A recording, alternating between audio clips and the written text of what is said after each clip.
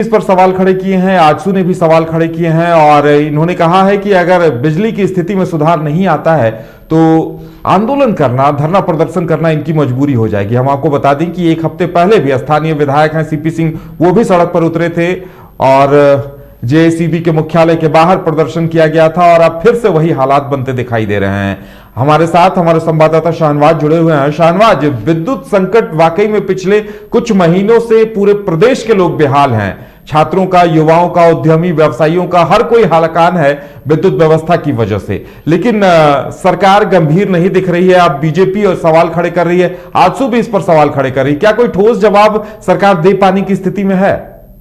बिल्कुल, ये देखिए कहीं न कहीं ये गंभीर विषय इस लिहाज से भी है कि अगर बिजली पर्याप्त मात्रा में नहीं मिलेगी तो जाहिर सी बात है कि जो विकास कार्य हैं वो ठप पड़ जाएंगे, जो कारोबारी तबका है वो नाराज होगा, उनके कामकाज कहीं ना कहीं मंद पड़ जाएंगे। जाहिर सी बात है अगर इसे राजनीति से भी अलग करके देखें तो लोगों की ये बुनियादी ज़रूरत है कि उनको क्वालिटी जो इलेक्ट्रिसिटी मिलनी चाहिए। अब राजधानी रांची में यह आलम है कि कई कई घंटे लोड शेडिंग होती है, न सिर्फ दिन में बल्कि देर शाम, रात में, अर्ली मॉर्निंग, हर वक्त आप इस डर और खौफ में जी रहे हैं कि कब बिजली कट जाए और कब आपको मुसीबत से दो चार होना पड़े। अगर आप इसे राजनीति इसमें शामिल करना चाहेंगे तो इसमें संजय सेठ ने मुखरता के साथ आवाज़ उठाई है और एनडीए के सहयोगी पार्टी आजसू है, उन्होंने भी विरोध प्रदर्शन किया है। संजय सेठ ने तो यहाँ तक कि अब जो प्रेस वार्ता उन्होंने की बिल्कुल अंधेरे में की और कैंडल लाइट के रोशनी में की। उन्होंने ये बताने की कोशिश की कि उन्होंने अपने पूरे राजनीतिक और सामाजिक जीवन में ऐसी स्थिति कभी झारखंड की राजधानी रांची की नहीं देखी जब इतनी ज़्यादा लोड शेडिंग हो रही हो। और खैरत और की बात यह है कि आश्चर्य की बात यह है कि सरकार की तरफ से कोई भी नुमाइंदा इस बारे में झारखंड की जनता को, राजधानी रांची की जनता को कोई आश्वासन देने की स्थिति में नहीं है कि आखिर ये बिजली की स्थिति सुधरेगी तो कब सुधरेगी। दरअसल झारखंड में जो बिजली की व्यवस्था है उसमें कहीं ना कहीं एक जो डिफ़ॉल्ट नाम आता है वो दामोदर वैली कॉरपोरेशन का, डीवीसी का। कहा यह जाता है कि जो बकाया राशि है उसकी वजह से सेंट्रल के बीच में और राज्य सरकार के बीच में जो एक खटपट बनी हुई है, जो कहीं ना कहीं जो कड़वाहट है रिश्तों में, उसकी वजह से भी कहीं ना कहीं बकाया जो है मेन रोल प्ले कर रहा है। और हालत ये हो गई है कि सरकार पूरी बकाया राशि देने की स्थिति में नहीं है। जो बकाया राशि दी जा रही है वो अपर्याप्त है। इसी पर संजय सेठ ने सवाल उठाए हैं कि जब मुख्यमंत्री हेमंत सोरेन के कटआउट्स लगाने होते हैं, जब उनके कार्यक्रम होते हैं तो सैकड़ों रुपए, हजारों, लाखों रुपए खर्च कर दिए जाते हैं।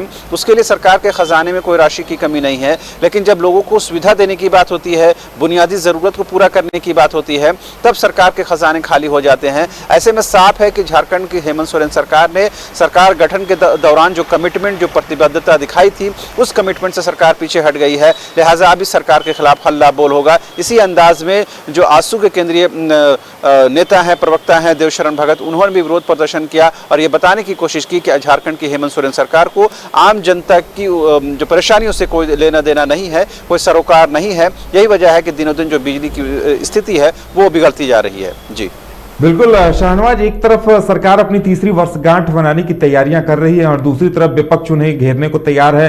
आम लोग भी इस वजह से नाराज हैं, तो ऐसे में कहीं न कहीं मुश्किल हालात तो जरूर हो गए हैं।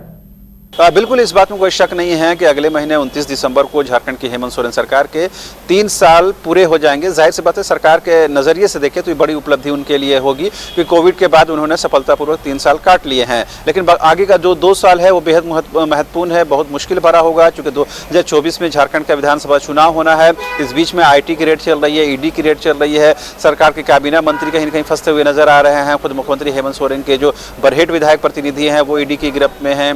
जो निलंबित IAS अधिकारी पूजा सिंगर हैं वो होटवार जेल की शोभा बढ़ा रही हैं। खुद मुख्यमंत्री हेमंत सोरेन को समन किया गया है, दूसरी बार समन करने की बात सामने आ रही है। कई रसूखदार जो सत्ता के गलियारों की रोशनी बना करते थे वो आज कहीं ना कहीं ED के शिकंजे में है, उनकी रडार में है। तो इन तमाम चीज़ों को देखते हुए भले ही सरकार जश्न मना ले 3 साल को के कार्यकाल को पूरा करने के लिहाज से, लेकिन अगला जो 2 वर्ष है वो सरकार के लिहाज से बेहद चुनौतीपूर्ण है। सरकार के अंदर खाने इस बात को एक्सेप्ट भी किया जा रहा है, लेकिन आपको जनता में इमेज बनाकर रखनी पड़ती है कि सरकार सब कुछ ठीक चल रही है, सरकार में कोई बुरी स्थिति में नहीं है, सरकार बिल्कुल कंफर्ट जोन में है। ये बताना पड़ता है, चाहे आप कितनी परेशानी में क्यों ना पड़ जाए। अब जाहिर सी बात है जब सरकार परेशान रहेगी, सरकार डिस्टर्ब रहेगी तो उसका असर कहीं ना कहीं झारखंड के वेलफेयर स्कीम है उस पर पड़ेंगे। झारखंड की जो बुनियादी ज़रूरत है, जो लोगों की बुनियादी ज़रूरतें होती हैं, बिजली, पानी, मकान वगैरह, वो कहीं ना कहीं वो अफेक्टेड होगा। और यही वजह है कि हम देख पा रहे हैं कि ना सिर्फ राजधानी रांची में बल्कि पूरे झारखंड में लोड शेडिंग की स्थिति है। और सरकार इस स्थिति में नहीं है कि सामने आकर के झारखंड की 3.25 करोड़ जनता को ये भरोसा और ये उम्मीद दिला सके कि जो लोड शेडिंग की समस्या आ रही है, बिजली की समस्या आ रही है, हम उसे चंद घंटों में, चंद दिनों में दूर कर लें। सरकार की तरफ से अब तक कोई विश्वास भरा कोई बयान जारी नहीं किया गया है। जी चलिए शाहनवाज, हमारे साथ जुड़ने के लिए और तमाम जानकारी देने के लिए आपका बहुत बहुत धन्यवाद। तो एक तरफ सरकार की तीसरी वर्षगांठ की तिथियां सामने आ रही हैं, दूसरी तरफ बिजली की लचर व्यवस्था ने कई सवाल खड़े कर दिए हैं, सरकार की पेशानी पर बल ला दिए हैं। वहीं विपक्ष ने आंदोलन छेड़ दिया है। आजसू बीजेपी ने ऐलान कर दिया है कि अगर सरकार हालात नहीं सुधारती है तो वो सड़कों पर उतरने को मजबूर होंगे। ऐसे में देखने वाली बात यह होगी कि सरकार अगला कदम क्या उठाती है और इस बिजली संकट का समाधान क्या कुछ निकालती है। फिलहाल हमारे साथ इतना ही, हमें दीजिए इजाजत और आप देखते रहिए न्यूज़ बाइस्कोप। नमस्कार।